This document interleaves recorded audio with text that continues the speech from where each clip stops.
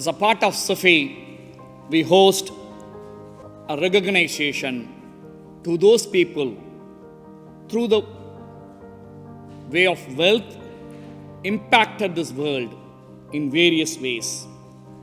One of that recognition is called a Good Fellow Award, Global Order of Outstanding Disruptors. It's an acronym for the Good Fellows. As a part of this award, we also have a conversation, a short, brief conversation called Good Talks.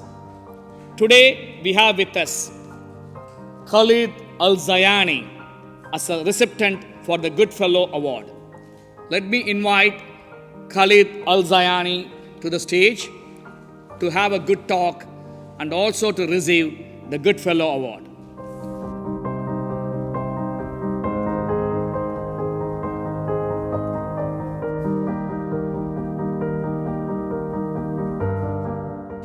Thank you for joining with us today evening, Mr. Khalid Al Zayani. Am I pronouncing your name right, sir? Absolutely, yes. Okay. Mr. Khalid Al Zayani is a successful businessman, a third generation from Bahrain. So our chair of the charity, Mr. Anthony, already gave Mr. Khalid Al Zayani's background information. So given the time, I would like directly go into some of the questions that will help everyone to understand his background. Sir, may I request you to give a background about your life journey, from where you started, from the birth of Bahrain, from your birth, your background, that would help every one of us, sir. I must say that it is a great honor for me to be amongst your group. It's a pleasure and honor for me, as I'm surprised with the whole occasion. I thought I was attending a conference and maybe I will be given a small certificate, but this is monumental. I didn't even realize it was such a great honor. Thank you so much. You asked me a question how I started my journey. Actually, it is a good example for others to learn from. I came in '64 to Bahrain with two cousins from England to Bahrain to join the family and start a business career. And in that family business were grandfather, two uncles, and my father were partners. There was no governance or rules, and family was run in barakah, we call it, which means blessing. Everybody did his thing and nobody knew his future. Tradition took over rather than rules. And that kind of environment always induces dispute, because then the fathers will start pulling for their sons, and those who produce or do not produce get exactly the same benefit. And when I saw that there was going to be a divided family business, I resigned from the group. I submitted my resignation to grandfather, who was the chairman, and I said, and he was very upset. And he said, "You're doing so well. Why are you doing this?" I said, "Because I have no future here. I can see that uncles and father are in dispute, and this company is going to be dissolved. I don't own my home, I don't own my car, I don't have a contract, I'm not a partner, so my kids are growing." So he said, "You'll have to promise me to be the last to leave." this company. You're doing so well. And here is a check. Go and do your own thing to secure your future. So I went off and did exactly what he said. I stayed in the company till it was totally divided between the partners. And meanwhile, I started my own business with my brothers. First thing we did was Bahrain Islamic Bank, which was something new. Nobody knew about Islamic banks. Islamic banks should not have been called Islamic banks. It would have been easier if it was called ethical banking, where there is no money being charged on money. It was sharing in the risk. So it was a new idea. And look at Islamic banking today. The largest capitalized Islamic bank in the world, believe it or not, is Citibank. $13 billion. We don't have such a bank in our part of the world. Then I started Bahrain Kuwait Insurance Company. Started Midal cables. With Midal cables, we produce high tension cables. And we started with 12,000 tons of liquid metal. Today, Midal Cables is the largest manufacturer of high tension cable in the world outside of China. 4 years ago, we refitted the whole UK grid. Last year, we refitted German grid from North Sea to Bavaria. Our technology is very advanced. 25% of our production goes to the US, and the rest, 18%, to MENA countries, Europe, Africa, and so on. And so many other projects. I will relate to them later, but that new partnership that I started with my two brothers was done in a different manner. Total separation between ownership and management. There is no Zayani, a member of the family, who is a CEO of any of our companies. The family has a role, and each business is run by a professional CEO. And every company has its own board, consisting of family and non-family. How many businesses you have, sir? Sorry to intervene. I just want to curious. How many businesses you have? Well, we are in banking, we are in industry, healthcare, distribution, and we operate not only in the region, we operate in Europe. How many family members are involved in the business? Well, this is an interesting question. One of the rules that I laid in the 70s, when I started this group, when you're 65, you have to step down from the board. And I applied it to myself, called my brother and insisted that he becomes the chairman. I said, when you're 65, you're going to step down too.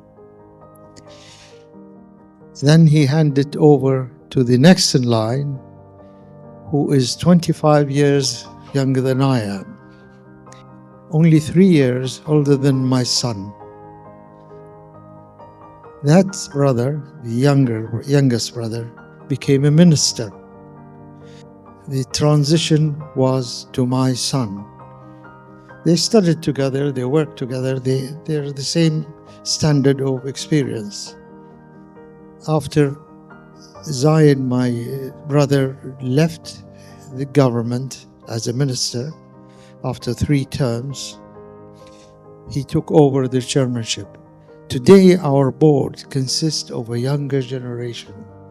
And out of the members there on the board, there are, I'm trying to count them now,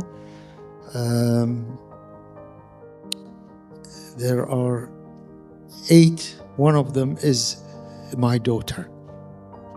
and they're doing extremely well. In each board of each company, we have family and non-family members of the board. We choose them because they add value to us, whether it's in industry, if the project is industrial, or in healthcare, or in any other business that we have. And the idea behind it is very clear. I can replace a CEO. I can't replace family. I don't want to destroy the business. Another good reason is that why waste family to run a routine business that can be done better by a professional CEO? Their energy, the family, should focus on creating new business, on opening doors for CEOs, visualizing growth, but they do not interfere in the business.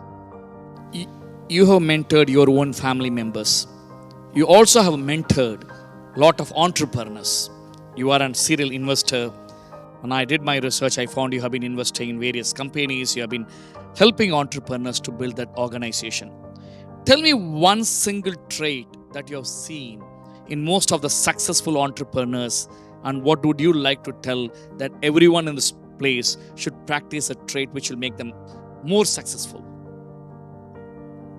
Well, to start with, you must not do something that hurts your family. If you're talking about a family business, you must maintain your family, because they are the succession of your own destiny. I want to see my sons, my daughters. I want to see them working with their cousins, working with the rest of the family, and maintaining that history in the future. That cannot happen without proper regulations. No governance means the destruction of family. This is very important. So you must maintain good regulations and separate ownership from management. What's your favorite quote? Give me a quote in Arabic and give me a translation in English, and tell us why that's your favorite quote. Well, I would say,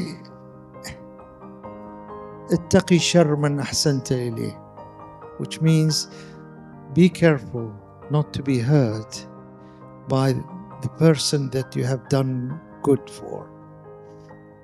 You'll be so amazed how many people I've learned throughout my life, how many times people that I supported or anybody supports, and in the end they stab you in the back.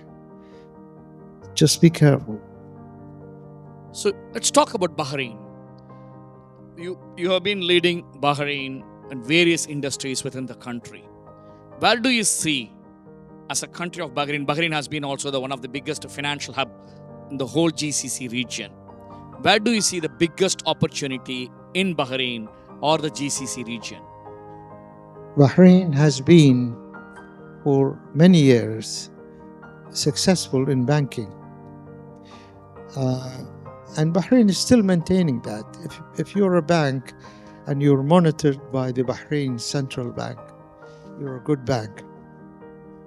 If you're monitored somewhere else, they ask you why.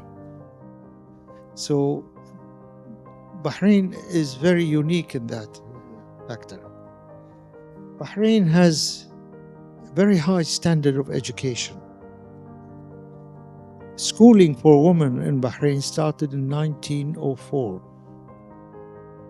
How many people in our part of the world, when boys, let alone girls, went to school at that time?